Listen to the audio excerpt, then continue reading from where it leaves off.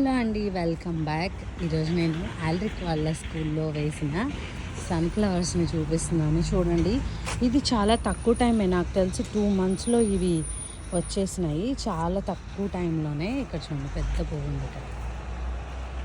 ప్రస్తుతానికైతే సన్ లేదన్నమాట.